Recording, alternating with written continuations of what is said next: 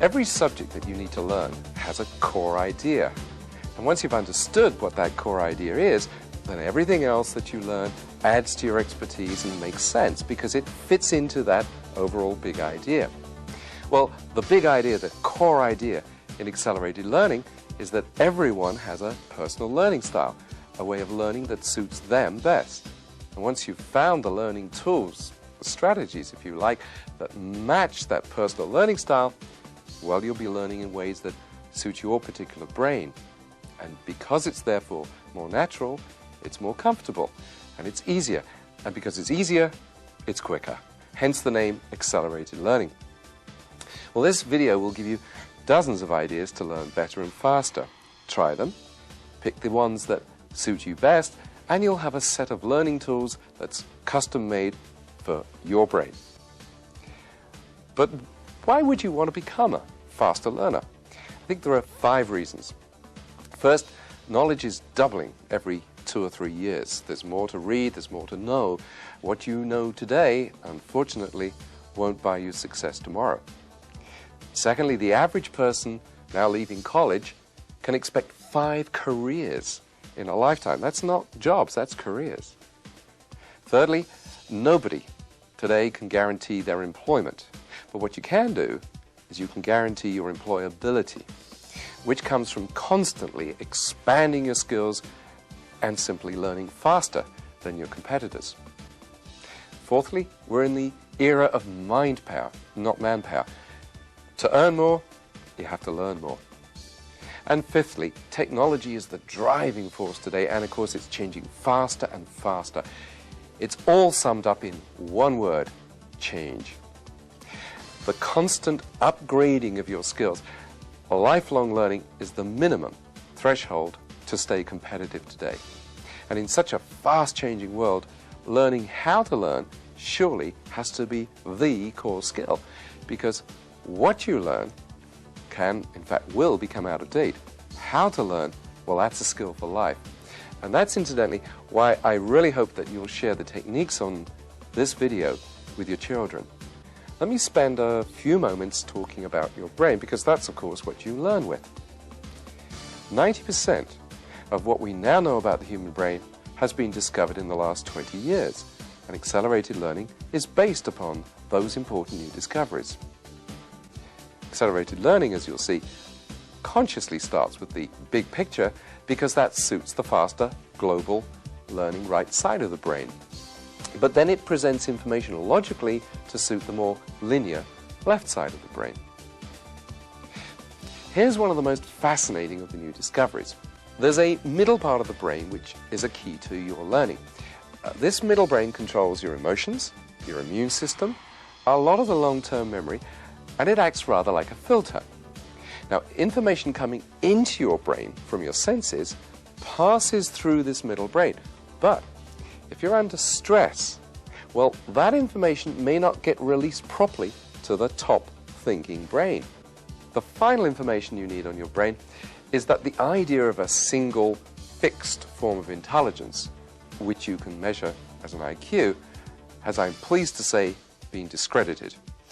In its place, Dr. Howard Gardner, who's professor of education at Harvard University, has shown that we have at least seven different forms of intelligence, and maybe an 8th. Each of those intelligences represents a resource for learning. You have a linguistic intelligence, the ability to absorb and use the written and spoken word. A mathematical logical intelligence, the ability to handle numbers and sequences and logically presented data. There's a visual spatial intelligence. You use this in navigation, in drawing, sculpture, diagrams. There's a physical intelligence, the ability to use your body well. Interpersonal, the ability to communicate well, to read other people's moods and body language sensitively. There's an intrapersonal intelligence. That's an inner-directed intelligence, the ability to be reflective, to make plans, to draw conclusions. And finally, a musical intelligence, the ability to use rhythm and rhyme well. Now, the result of all our research on learning and the brain has led us to see that effective learning follows 6 stages. Let me go over them briefly. Stage 1, your state of mind. You need to be relaxed, motivated, and focused. In other words, to mobilize that middle brain. Stage 2, whatever you're learning, it involves fresh information coming into your brain from the outside. So learning involves seeing and hearing and doing. And the more sharply your senses are focused on the subject, the better you will learn. Stage 3, you've now taken in the information. Well, now you need to actively explore the subject to make it your own. And that's when you'll use as many of your intelligences as possible. Stage 4, having understood the subject, you still need to commit it to memory in such a way that a simple trigger will cause the rest of the information to come flooding back. Stage 5, you now need to know, if you do know, to test yourself. In other words, do I really know this? And finally, stage 6, you need to reflect upon the whole process. In other words, to think back on which techniques really worked well for you and which ones might need to be modified. You see, you're now thinking not so much about what you've learned, but about how you learned it. These 6 stages provide an organized framework for fast and effective learning. But what do you actually do at each stage? Well, that's what my colleagues Malcolm Nicol and Jane Nicol are going to show you now with the aid of a studio audience of potential accelerated learners. Welcome to Accelerated Learning. I'm Malcolm Nicol. And I'm Jane Nicol.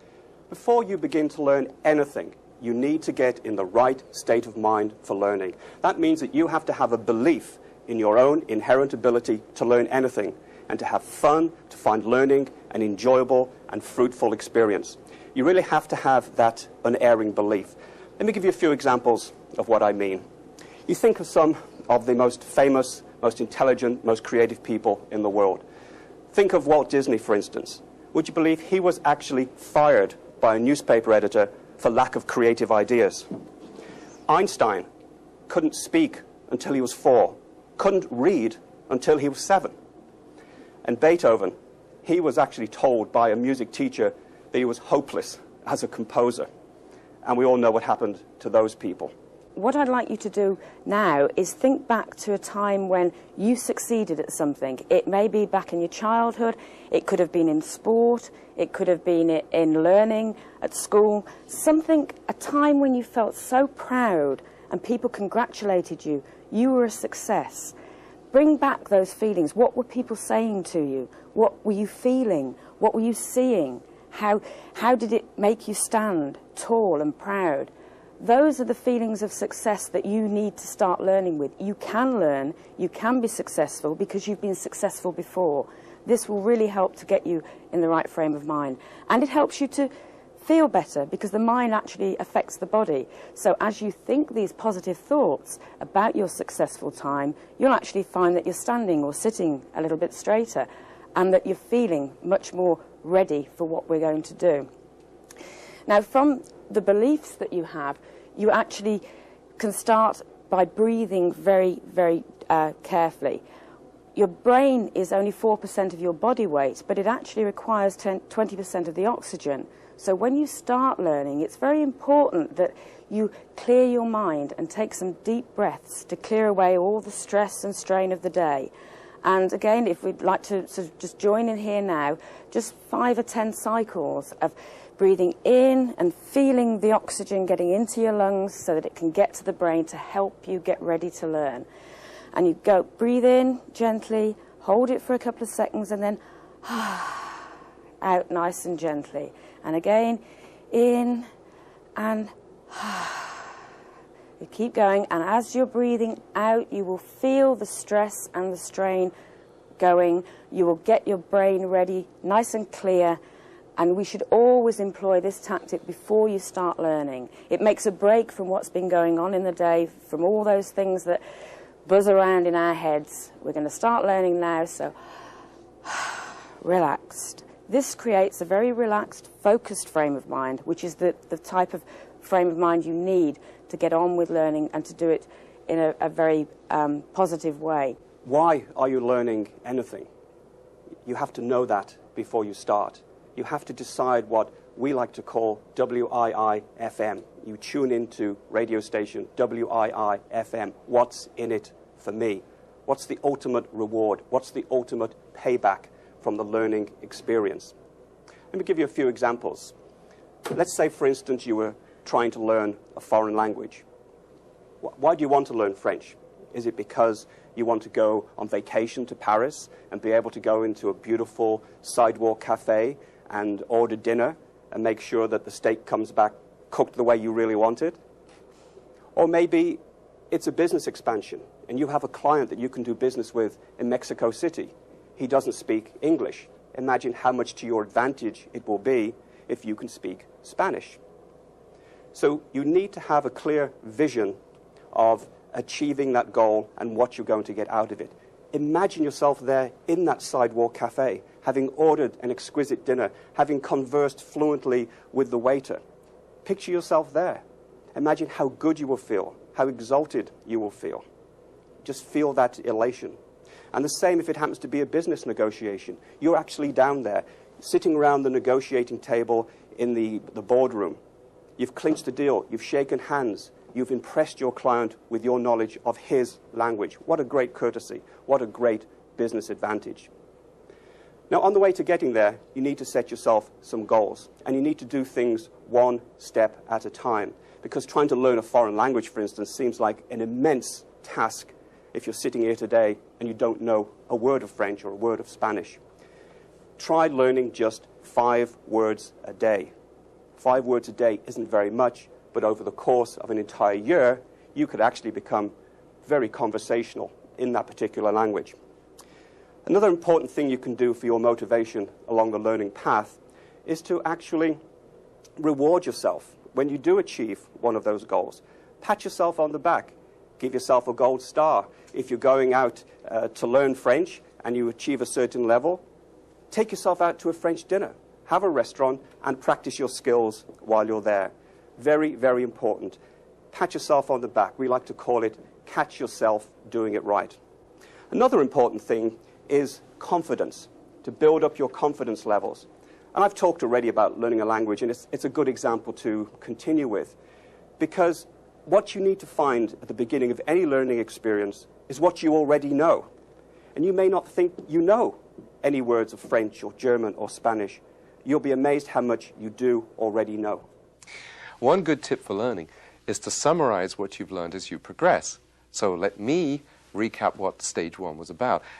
Essentially what Malcolm and Jane have said is that a little time spending preparing for learning makes a big difference later. Spending time to get focused and positive, motivated, psyched up if you like an athlete, is time very well spent. So, 1, think through exactly what this will do for you. 2, set a timetable and stick to it. 3, break the subject down into small chunks and celebrate each little victory. And 4, visualize really vividly what success will look like and feel like. You see, motivation isn't about grim determination. It's about making sure that you've programmed your subconscious mind to really want what you've set out to do. Okay, now let's look at stage 2, getting the facts to suit yourself. So without any more ado, what we want to do right now is get you all speaking Japanese, counting for us very simply in 1 to 10 in Japanese. We'd like you to stand up just for a moment. What we've done here is, you saw the Japanese characters before and you probably thought, how on earth are we going to count to 1 to 10 in Japanese? We've accelerated the process here. So we'll do them in pairs and build up as we go through, and if I'll take the lead and if you'd like to follow, we start with 1 and 2, which are ichi, ni. So we scratch our knee. So it's ichi, ni. That's it, come on, join in and say it please. Ichi, ni. 3 and 4 are sun, we point to the sun, and she, we point to a lady. So we go from the top, ichi, ni, sun, she. And again, ichi, ni, sun, she. 5 and 6 are go and rock. So for go, we just pretend to take a couple of paces forward. And for rock and roll, we can rock and roll. So we go from the top. Itchy, knee, sun, she, go, rock. Right? And again. Itchy, knee, sun, she, go, rock. 7 and 8. Now, 7 is shishi. So we do a double sneeze. So it's shishi. Okay? Shishi. And 8 is hatshi. So we put on a hat and sneeze. So it's hatshi. Right? Try those two. Shishi, hatshi. Okay, and again. Shishi, hatshi. Remember the actions. It all helps to build the memory. So we start at the top with itchy, knee, sun, she, go, rock, shishi, hatshi. And again, itchy, knee, sun, she, go, rock, shishi, and hatshi. Great. And the last pair are 9 and 10, which is coo, like a dove, and ju, we put on the yarmulke, right? So it's coo and ju. Okay? From the top.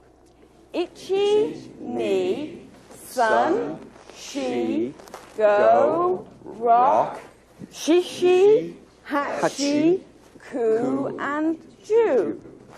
We will be coming back to this later on, and we'll see just how much you've remembered. Thank you very much. You sit down. That was really excellent. Thank you very much. A very good participatory audience. It's got you all warmed up as well. But this is true multi-sensory learning. And when we first said to you, we're going to teach you how to count to 10 in Japanese, I could see expressions on your faces. You couldn't believe it. Perhaps now you can believe it. Jane? One of the techniques that we use in accelerated learning for helping you to make sure that things are in your style is to actually get a big picture overview. When you're starting a subject, look at the whole thing, see where you're leading to, so that you can see how the parts build up and fit in.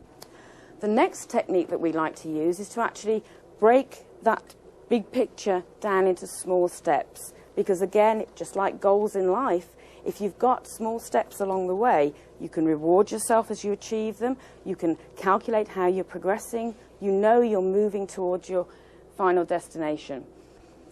Now, there are many, many ways of learning, of getting input. It can be an audio tape program, it can be videos, television programs, lectures, books. No matter what input you use, to make sure that you're listening or watching very carefully, you should always be trying to ask questions of the person who wrote the program, who wrote the book, who's presenting. Because if you're always listening to ask the questions, to try and trip them up if you like, then you're listening well and you're making sure that you're concentrating, looking for the things that you need clarification on. And we recommend that you use the A, E, I, O, U that's on the board there, which are the vowels in the alphabet, to remember the type of questions you need to be asking. They are assumptions. You know, what assumptions are being made here? What evidence is there for the answers? What illustrates this point? Or what illustrations can I think of in my own work? What opinions or conclusions can I draw from what's being said? And basically, what's unique about this? What haven't I heard before? What can I do with this? So always be forming questions, asking the author, the writer, the presenter in your mind. You know, get your answers. You'll be very much listening well if you do that. As Jane mentioned, as adults, there are 3 key ways that we take in information: visual, auditory, and physical. And I'd just like to ask you to consider for a moment how you best remember various events that happen. Let's say, for instance, that you're watching TV, or you're at the movies, or even reading a book.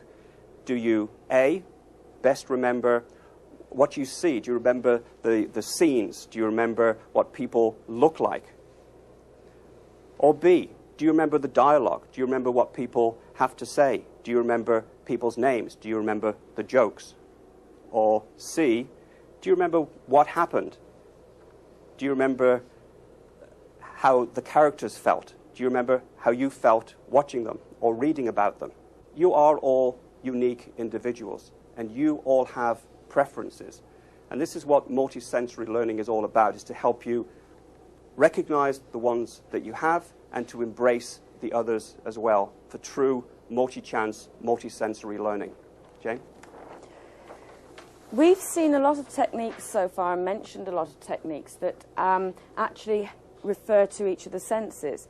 The visual people will certainly find techniques like highlighting. As you go through a textbook, don't be afraid to highlight, because we've all been brought up to respect books, but basically they need to work for you, and you should be involved in what you're learning. Go through, highlight the text as you find new information, underline it. Those sort of things will be very helpful for the visual people. You can also use mental imagery and visualization to put yourself in a situation where you're using your learning. That's a very visual technique. You can watch demonstrations. You maybe need to see somebody doing something before it really makes sense to you. And also the mapping technique that we'll be showing you in a little while, like the maps that we're using here, would very much be a visual technique where you can see what we're talking about. For people who are more auditory, they don't need necessarily to take so many notes, because that's their way of learning. They take the information in an auditory style. And things like audio tapes, even reading into an audio tape themselves to help revise, that would certainly help. They appreciate the sound of the voice. You can use tone and even use crazy accents to make things stand out more when you're taping your own revision. Reading out loud is definitely helpful for somebody who's auditory, and obviously lectures are ideal for them. For the physical learners, they really need hands-on. They need to actually be doing things to make sense to them. So again, actually taking part in a demonstration or taking part in role play would certainly be an advantage for them.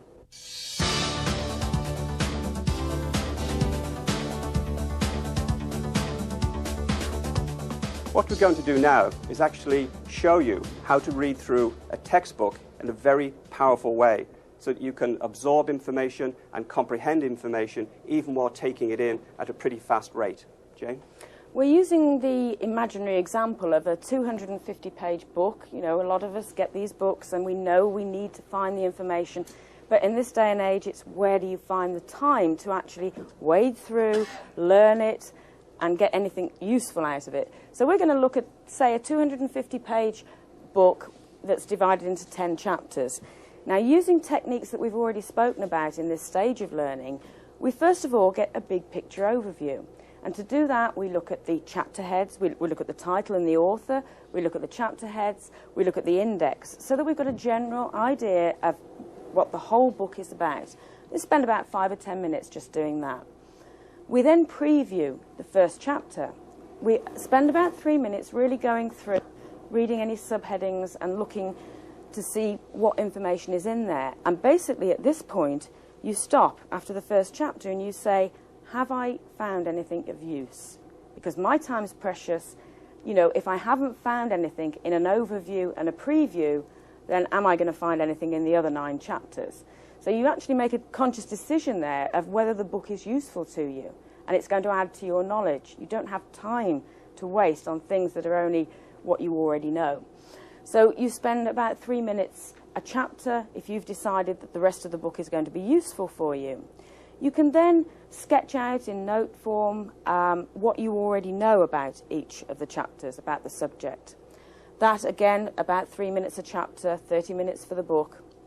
And then ask the questions that we mentioned before over on the other board, the A, E, I, O, and U, assumptions, evidence, what illustrates this, what opinions are being drawn, and what is unique about it. Those questions will show you what you need to know about the text. Again, 3 minutes a chapter, 30 minutes for a book. Now we come on to speed reading. And yes, it's quite easy for all of us to actually achieve a speed of 10 to 15 seconds a page. And I encourage you to look at speed reading, because basically the way we've all been taught to read is to vocalize in our heads as we read the words. Now that means we stop on each word and we focus. It means that the brain, which works at far faster than that, gets bored, so it back skips, it wastes time, it wanders. If you teach yourself how to speed read, and you can achieve quite easily at least 2,000 words a minute because your eyes work quite happily at that speed, scanning the pages, you will find the key words that you need to know about are there, and you will focus in on them. It actually stops the brain getting bored, so you're more effectively reading, and you can achieve this 15 to 20 seconds a page and really, get the information that you need without the wasting of time that the vocalization causes in the brain. 15 seconds a page, about 8 minutes for a chapter. That means you've spent about 80 minutes on the book. We then go on to step 6, which is the after view. Now, during your speed reading, there will have been sections that perhaps didn't quite gel as you went through. These are the more difficult ones, and we would recommend that you go back in this after view and actually read that paragraph out loud, because you're actually then hearing it as well as seeing it and saying it. We're adding more senses every time we do this. So difficult paragraphs, spend about 10 minutes a chapter doing this. We then make notes. You're actually turning what you've read, the information, you're converting it now into notes at 10 minutes a chapter, about 100 minutes. And then probably the most important thing when you're learning is a review cycle. What's the point of doing all this if you can't remember what you've actually read or learned? And for a review cycle, we would just recommend that you looked at these notes that you made here for 10 minutes the next day, for 10 minutes the next week, and for 10 minutes the next month. And that way you've revisited them and you've locked the information into your mind. So here, in just 410 minutes, less than 7 hours, you've read an entire 250-page textbook. But you haven't just read it, you've reviewed it, you've re-reviewed it, you've made notes, but also you've fully understood and fully comprehended it. That's the power of power reading. Now, in terms of taking notes, there's another very important technique that we call learning maps. And we've actually already introduced you to learning maps, because that's exactly what this is here.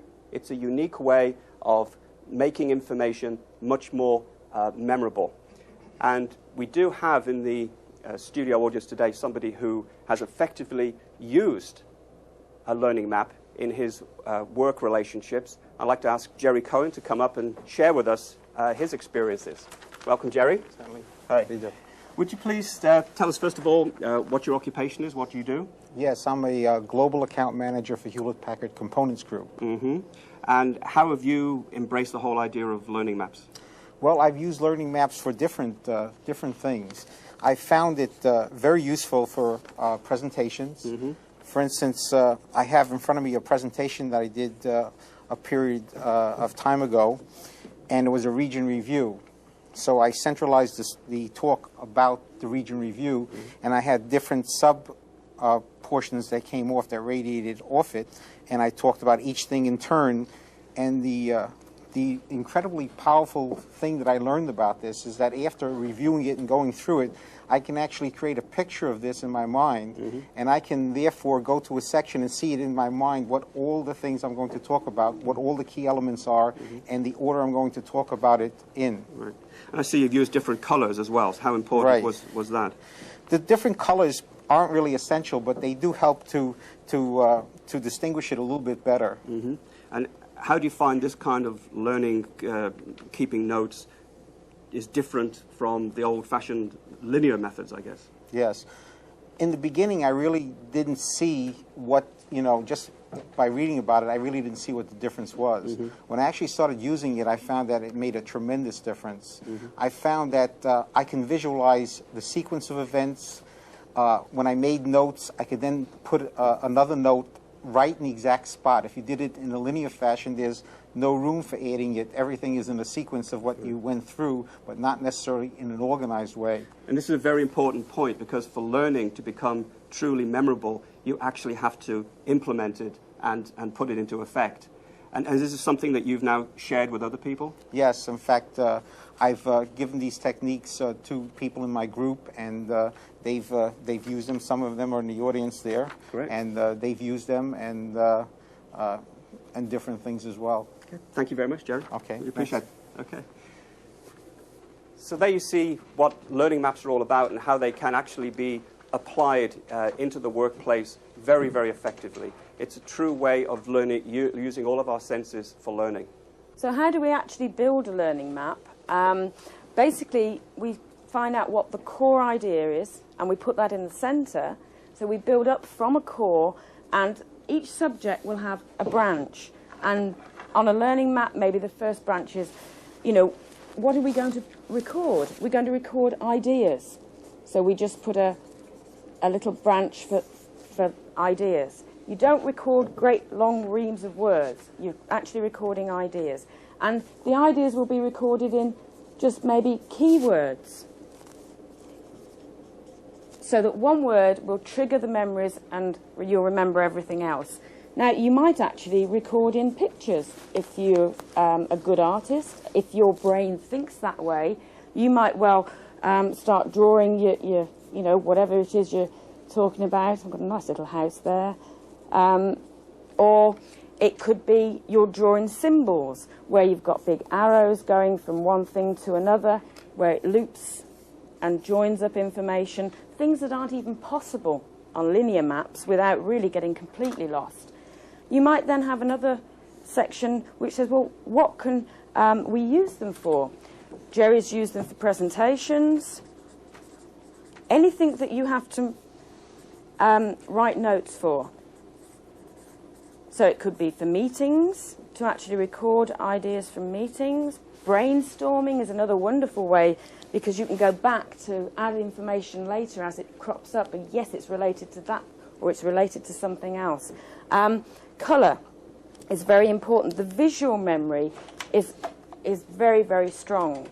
And this is why learning maps work, because instead of having 6 pages of notes, you've actually got all your notes on one page, and you almost take a photograph of it with your brain.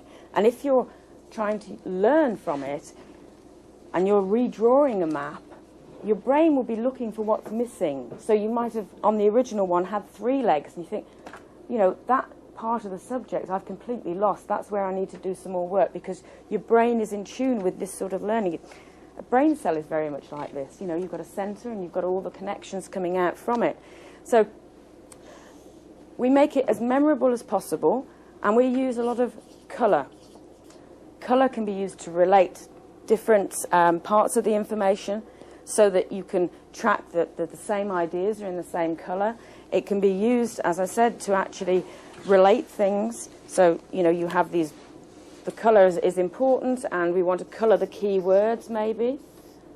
So we add the colour into the keywords. You also maybe use different sorts of lettering. I mean, on a rough map, you just go through quickly, but then part of the technique is to actually redraw your notes later so that you organise them more. And that's all part of the memory and learning process. But, you know, you might have something, if you're writing the word stress, you might go, you know, and really make it look like what it's supposed to be. So you know that that's, stress. Or, you know, we had one on the earlier one which was relax, and it was a very laid-back lettering. They're just visual ways of making your notes come alive, and they can be so useful because you can picture what you've learned. And the old saying is, picture's worth 1,000 words. This is definitely a way that we would encourage you to try, because like Jerry said, once you've tried, you really do realise how useful they can be, and you end up using them in preference to any other method of taking notes. So we each have a preferred individual learning style. We really have a combination of intelligences. What accelerated learning does is it helps you identify what you're good at, and it also identifies the things that maybe you want to work on, so you can embrace all of the different intelligences. Learning must never be passive. You have to be doing something as you learn. And this chart, I think, really tells the story. On average, we only remember about 20% of what we read, 30% of what we hear, 40% of what we see, and about 50% of what we say. But the single most effective way to learn is to physically do something, to be actively involved. But that still only results in about 60% recall. However, if we can see it, if we can hear it, if we can say it, and if we can do it all together, then we can increase that recall to 90%. Multi-sensory learning really pays dividends. I remember I once asked a group from an insurance company to write down the individual processes involved in dealing with a claim.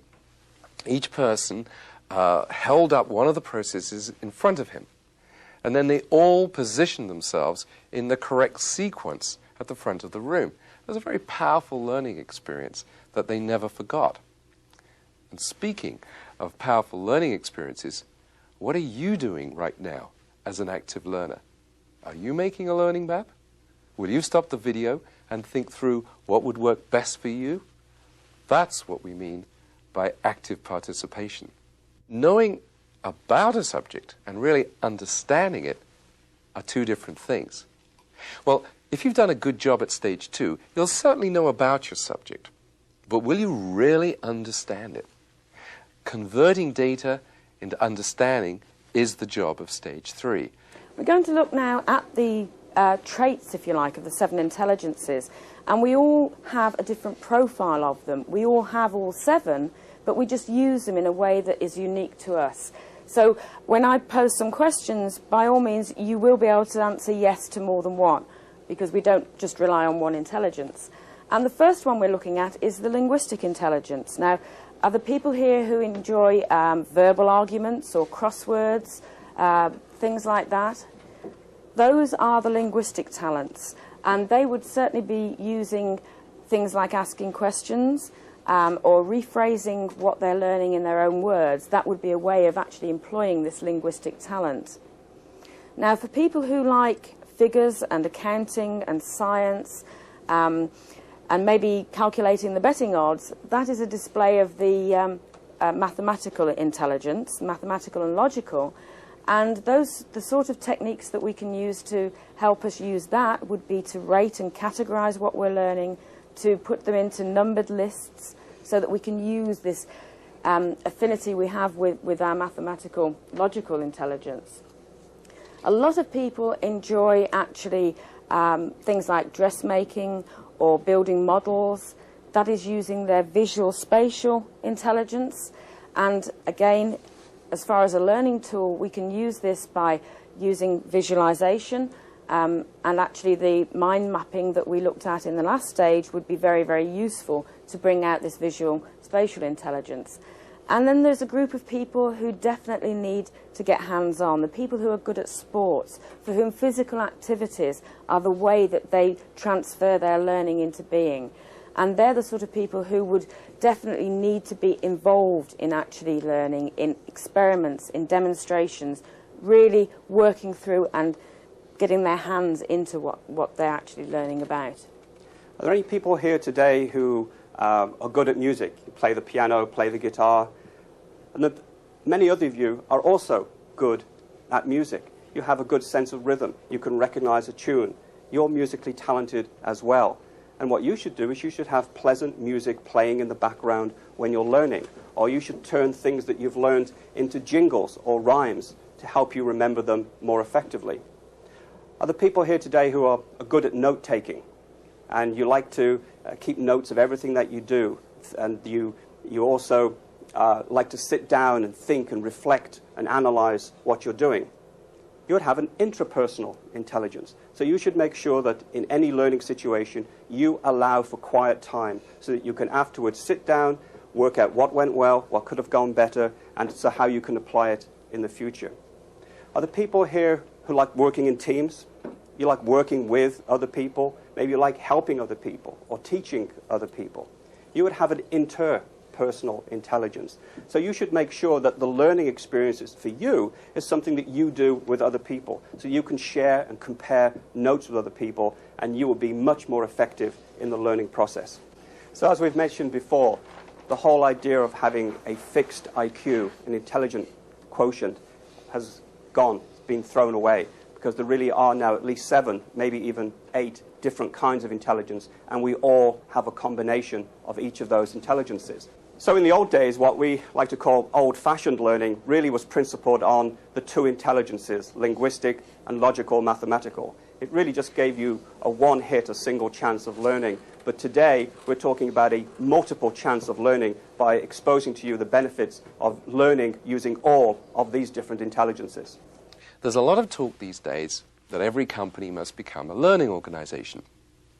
Now, a learning organization is characterized by groups of people deciding for themselves what they need to learn in order for the company to succeed and for them to develop their personal skills. Let me give you a simple but dynamic idea that I've introduced into many of the companies that I work with. Small groups of people, say 5, form what I call learning action circles. Now, each month they decide what they'll learn. Then they each take a book or a tape course on the subject. At the end of the month, they each teach what they've learned to the others and how the ideas can be adapted to the company's own particular circumstances. The result? Then the very act of teaching it to the others really does ensure that you understand the subject well, and secondly, you get to master 5 times as much material in the same time.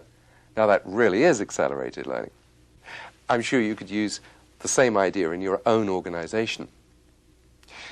Let's briefly look at how a language learner used an accelerated learning course, language course, through a whole range of his intelligences. I use post-it notes. The good thing about them is that you can stick them on and off different objects. I tend to stick them on objects that I don't know the words for. I had one on the drawer for le tiroir, and I could never remember the word for central heating, so I actually stuck one on the radiator with le chauffage central on it. And again, it was a very simple way of remembering keywords, key phrases. The physical, it seemed somehow as if the physical act of sticking it on and then looking at it and reading it aloud all together made me learn it very, very quickly indeed. What I did was I got myself 4 big white blank pieces of paper and some colouring pens, and each time I came across one of these words in the course, I drew a picture of it, because that's a good way to remember it, and I wrote the French word underneath.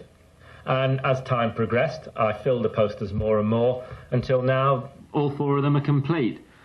It was interesting, when I first started off this course, that in the instructions, it advises you to write in the book, to use lots of different colours, to highlight verbs, and to interact with the book as far as you can. And I must admit, initially, I was a bit concerned about that, because I guess traditionally you tend to think of a book as something that you passively read and you don't write in. But I mean, I'm just amazed at the impact that actually physically writing in the book, highlighting it, making the notes in the book. I don't need lots of other written notes. This is my notes. And it almost makes the book like another person. It makes the book talk back to you. Fumeur ou non fumeur? Non fumeur. Bon. I'll just launch into an imaginary conversation with myself. One step beyond doing it with the book, I'll just imagine I'm in a situation and I'll act out the part of 2 people. Incidentally, which of the exploration takes are you using right now?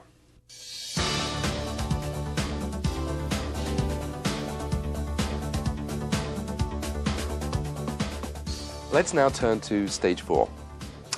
You've really learned the subject.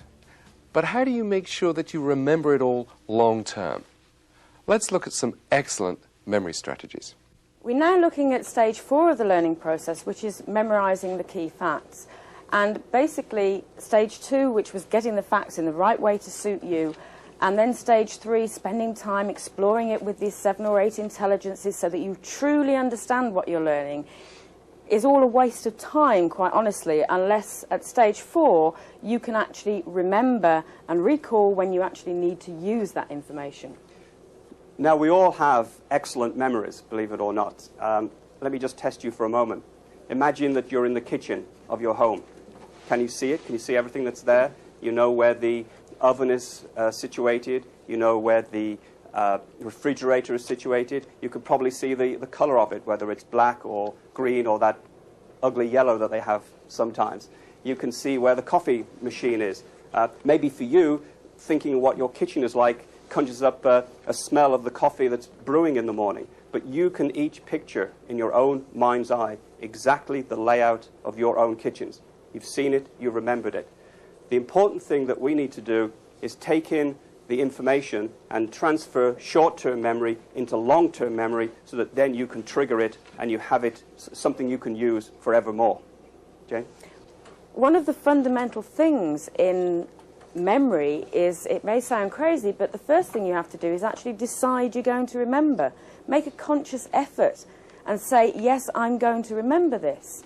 That is the first thing to key up the brain ready for, oh, you know, I'm going to make a memory here. And I like to think of making a memory, if you like, as almost forging a path through the forest. The first time you go through, you part the trees, you struggle through, you get to the other side, and you look back, and nobody would ever know that you've gone through there. There's not a path defined through that forest. But if you go back that same route every so often, gradually you wear away the undergrowth. You make that connection from one side of the forest to the other much stronger. And that is exactly what happens with a memory. And to make use of this, we like to use what's called a review cycle. And that is basically, you learn your materials, you review them within an hour, so that you've got a very early review of materials. And if you're using learning maps, this is the ideal way to do it, because you flash your map for a couple of minutes, that's all, and you're starting on this review cycle. You then review again within 24 hours of learning, you review within a week, you review after a month, and after 6 months. And the staggering thing that happens to your recollections is that without a review cycle, in 24 hours, you will only remember 30% of what you've done today. With a review cycle, after 6 months, you can be as high as 80% recall. That is a tremendous difference. So it's well worth getting into this habit of a short review on a regular basis to keep you up to speed on what you're learning. And as I said, reviewing with a map is definitely a very easy way of doing it. Now, the other thing that makes your memories much more memorable, much more easy to recall, is using the multisensory learning that we talked about. If you can make your memories both visual and physical memories and also auditory, so that when you're recalling something you have all these different inputs there, that will make them stronger. If you link them to things like humour, humour is very, very memorable. So make your memories funny, make them interact with each other, put movement into your memories. That will all help recall. One of my favourite ways of learning anything is to come up with an acronym. Here you see an acronym for the word negotiate, and we're going to be teaching you a way of learning the key points of negotiating skills. We use acronyms all the time. When you're at school, you probably learned the Great Lakes, Holmes, Huron, Ontario, Michigan, Erie, Superior. The government just loves acronyms. You know, you've got NASA, and you've got the FBI, and the CIA, and HUD, and you can remember the names of those agencies. So for those of you involved in sales or negotiating, or in fact for anybody, because we're all negotiating every day of our lives in different situations, we came up with the word negotiate, and we turned it into an acronym, so that every individual letter stands for a key word, a key technique when negotiating. The N stands for navigate, because one of the first things you should do is take charge of the negotiation. You're navigating your way through it. You're steering it. Then E is for eyes and ears. You need to keep your eyes open for any giveaway body language signals, and you need to keep your ears alert for the hidden meanings in conversation, the things that people say and also the things that they don't say. The G in negotiate is for grimace, and this is one of the most basic tactics of all, which is that whenever anybody makes you an offer, the first thing you do is flinch. You pull a face. You don't like it. You grimace. The O is outrageous. Similar to the one before, anytime anybody makes you an offer, it's outrageous. You couldn't possibly accept that. But you yourself know that you, in turn, will also be making outrageous demands. The T is for trade-off. And this is something that you should do immediately, always, When somebody asks you for a concession, you ask for something in return. It's a trade-off. I is for impersonate. In any negotiating situation, you're going to be pretending that you're either a reluctant buyer, maybe, or you're a reluctant seller. Or you're raising issues that aren't really of any great concern to you. It's a decoy, it's a red herring, but you're raising those to get them settled before you move on to the main issue. Or you might be pretending to be dumb, when in fact you know that you're really smart. So that's I for impersonate. The A is for agree. And most salespeople know this, that you should always agree up front with the customer. Yes, yes, I understand what you're saying. I see your point entirely. But, or you can use the good old feel, felt, found technique. Know how you feel, other people have felt the same way, but what they found eventually was. The T in negotiate is for teasing. This is really nibbling and getting extra concessions. You've already agreed that you're getting a $50,000 a year salary. You've agreed the health benefits package. You've agreed how many weeks vacation you're going to have. You've shaken hands, and just as you're turning away to walk out the door, you turn back and you say, oh yes, and that does include membership in the country club, doesn't it? So you're just teasing for an extra concession, probably at the last minute. And the last one in negotiate is E, for easy acceptance.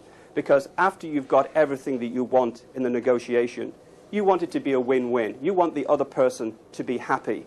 So you want to make it easy for them to accept the deal. So you can make them a promise such as, well, the next time I'm in town, I will come to you first, and I make sure that you get our most favored rates. So the way I learned the key skills for negotiating was to actually put them into this kind of acronym. And these are the key points that my good friend Roger Dawson came up with in his negotiating programs. Malcolm is very gifted with the linguistic talent, and obviously for him to create an acronym is something that's natural and easy.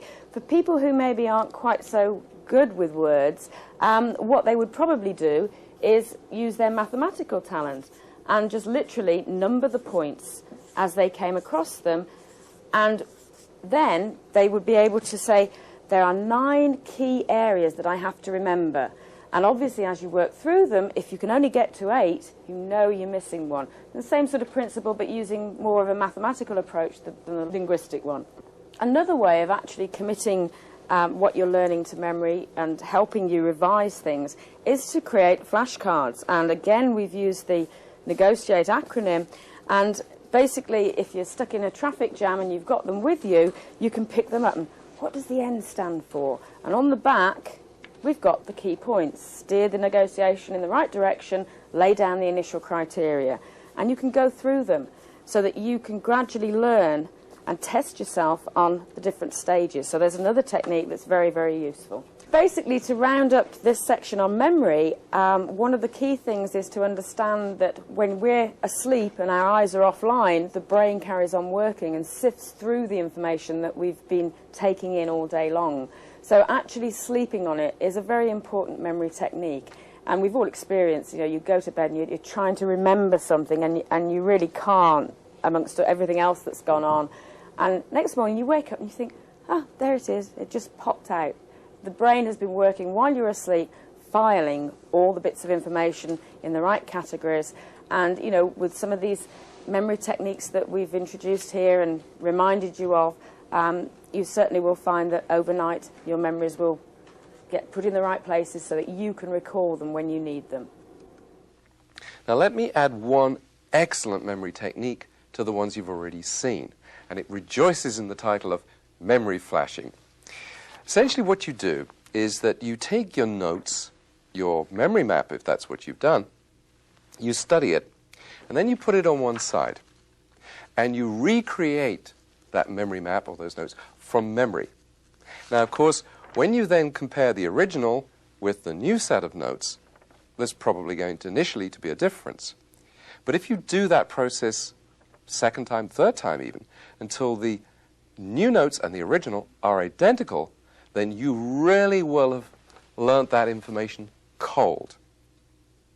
Now, I've taught that memory flashing technique to students, and many of them have told me that they get into an examination room and they absolutely can bring the whole information up visually into their memory. It's like copying it down from a blackboard.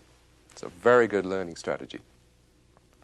I think of all the memory strategies that you've seen, the two with the biggest payoffs are memory flashing that I just showed you and the review cycle.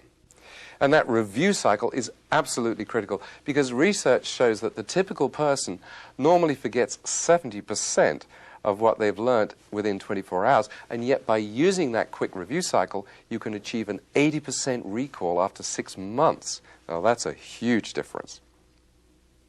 Okay, you now understand the subject thoroughly, and you remember it. What else? Test yourself. And we call this stage show you know. We really need to practice what we're learning and make use of it in many different ways. We can do that by visualizing what we're learning, by putting ourselves in the picture and mentally rehearsing how we're going to use it in a situation. We could actually role play it with somebody else so that you each take a role and act out an imaginary situation. Make sure that you can use what you've learned to show you know. Tell your family about it and show you know. It's very important to use it, to implement whatever you've learned in a classroom or a training room, and do it within 24 hours. Because by putting something into a real-life experience, you will be embedding it into your brain and you'll be able to use it forevermore. You know, it's one thing to learn something in a classroom situation. It's an entirely different matter to take it and implement it in a workplace situation. So if you've been on that computer course, make sure that when you get to work, you find a use for it. You build a database. You've got the computer programming all worked out. You've got to use it if you want to remember it. Check with others. What we're saying here is that learning shouldn't be a lonely experience. There are other people that are learning with you in most situations. Or if not, find somebody who will. And by interacting with that other person, you can literally double your learning power. Make sure that you keep reminding yourself of what you've learned. Make flashcards, make posters, make learning maps, have little post-it stickers, put them on the notice board, stick them on the refrigerator, put them in places where in the course of a day you will almost accidentally come upon those reminders of what you've learned, and those constant reminders will again help embed that information into your long-term memory. Work with your family. Your family hopefully is supportive of whatever it is that you're learning. So sit down with them, rehearse with them, get them to let you talk to them about what you've learned. Because when you have to tell somebody about what you've learned, you really have to marshal your thoughts. You really have to make sure that you understand it so you can communicate it to somebody else. Find yourself a mentor. Find yourself somebody who's more experienced than you are, who will be your guardian angel, if you like, somebody that you can go to who will give you support and encouragement and will have that extra piece of knowledge that you don't yet have. And finally, make a learning log. Keep a daily record of everything that you've learned, whether it's a new foreign word, whether it's a new English word, whether it's a computer code, whatever it might be. Just keep drawing up a list of everything that you've learned. Imagine how motivating it is when you've got your learning log of all your newfound, your newly acquired wisdom. Very motivating. We also have a technique that we call learning action circles. And really what we do is we like people who are learning to link up with other people, a group of study buddies we call them.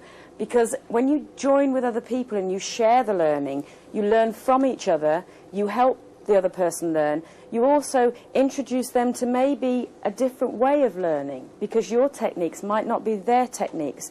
So everybody builds a common understanding then of different learning styles, and you can benefit from other people's learning styles.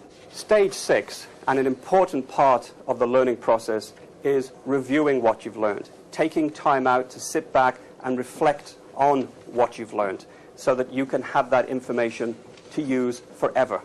This really is a self-analysis section. You use that intrapersonal intelligence to actually reflect and go through the process that you used, not the subject. So it's not so much the what we've learned, it's How did I learn? What techniques worked for me? What tools can I use again? Or what tools really didn't work? Let's, find some others. So you review and you find out what you can use that's going to benefit you. And there are two important questions that we ask at this stage. And the first is, what went well? And the second is, what could have gone better? So to help us with this whole review process, what we've done is to put together what we call a personal progress plan. And this is something where you can sit down and ask yourself these key questions and make notes at your leisure.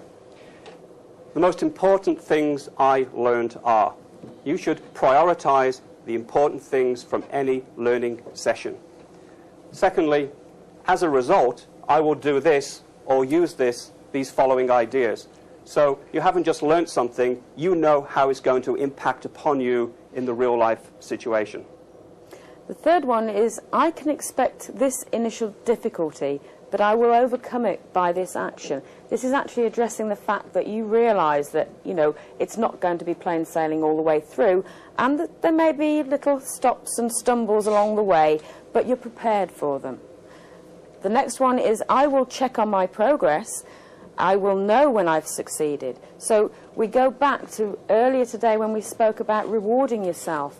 You don't have people around you like teachers and parents who reward children when they learn and achieve. You have got to install some sort of reward program and pat yourself on the back when you achieve it. And that's actually the next key point, to identify how you are going to reward your success. Is it a pat on the back? Are you going to give yourself a gold star? Are you going to take yourself out for dinner to that French restaurant? You catch yourself doing it right.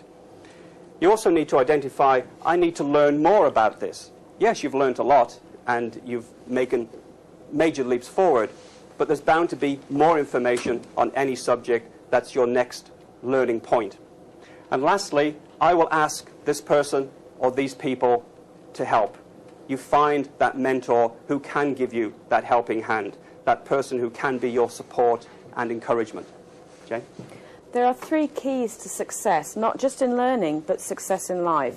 The first is to start with the end in mind. Have a clear, strong vision of what you want to achieve, of where you want to be, because if you keep your eyes focused on that, you will find the route through it. The second one is to actually take responsibility for yourself. You cannot choose what happens to you, but you really can choose the way you react to it. So make sure that your reactions build for you the success that you want. And the third one is to learn from mistakes. We've said that. Don't ever be afraid of making mistakes, because the only person who doesn't make mistakes is the person who literally never does anything. But it is important for us all to acknowledge that we have something in common with the wealthiest and the most successful people in the world. 60 seconds in a minute, 60 minutes in an hour, 24 hours in a day, 7 days in a week. It's what we do with that time that's so important, how we maximize that time. And accelerated learning principles will help you make the most of that time. We tell you things like you need to prioritize and know what's important rather than what's urgent. That may sound like a silly thing to say, but there are times when you could be working on a very important business project. The telephone is ringing, so it seems urgent. You answer the telephone, and who's there but somebody you don't want to talk to? Somebody trying to sell you something, somebody trying to collect a bill, or whatever. They're people you don't want to talk to. A waste of time. You need to prioritize and know how you're going to spend your time valuably. Two other things I like to use called downtime and double time. Downtime really are those moments in the day that, again, we all have. The 15 minutes when we're waiting to catch a bus, the 15 minutes we're waiting to catch a train, or we're in the doctor's office or the dentist's office, and we're sitting there and we're idly flipping through magazines, or we're daydreaming. We could be spending that time instead very profitably. We've talked already, given you some examples about a foreign language. Imagine if you were carrying around with you flashcards with French words or Spanish words written on them. You can refer to them in that downtime. You would learn them, and you'd become quite effective in a foreign language over the course of a year, just spending 15 minutes of downtime a day. What I mean by double time is to really do two things at the same time. I'll give you a personal example. I started running about 3K, 3 times a week. I found it quite boring, just plodding along there all by myself, until I got a Walkman.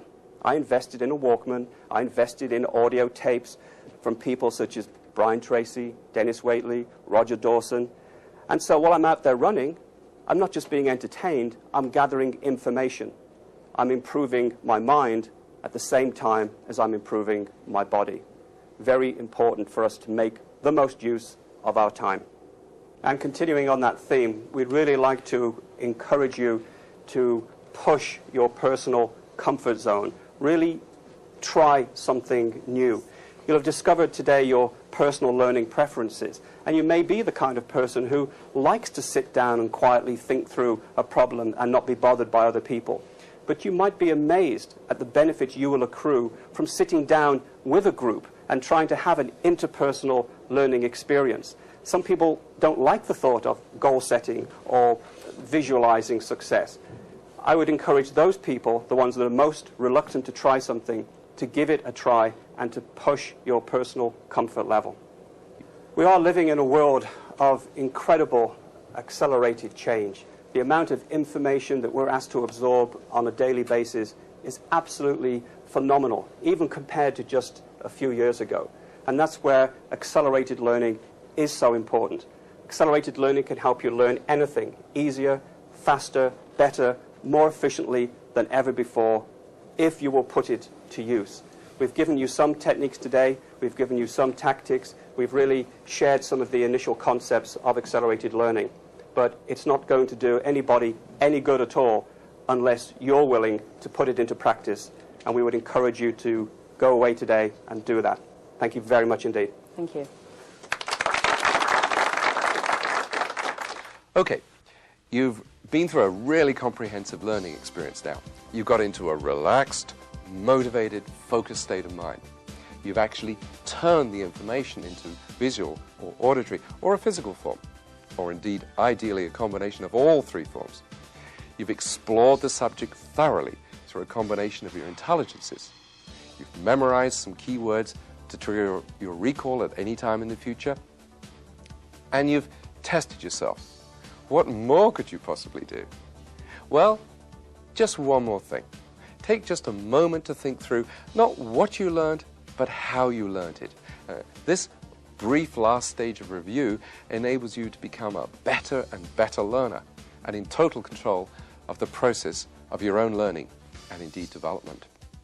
If I had to pick out some of the absolutely key steps, I think I'd probably say, 1, focus really hard on what learning this subject is going to do for you. Power read the material to get the core idea quickly. Then create a memory map of what you know so far. And then keep adding to that memory map as you progress. Stop and summarize the key points in your own words. Then teach what you've learned to somebody else. Memory flash the learning maps until you know it absolutely cold. And finally, use a review cycle so that you really lock it all down in your memory. However, these are just my ideas because they suit my learning style. The most important question is, what will you do to accelerate your learning?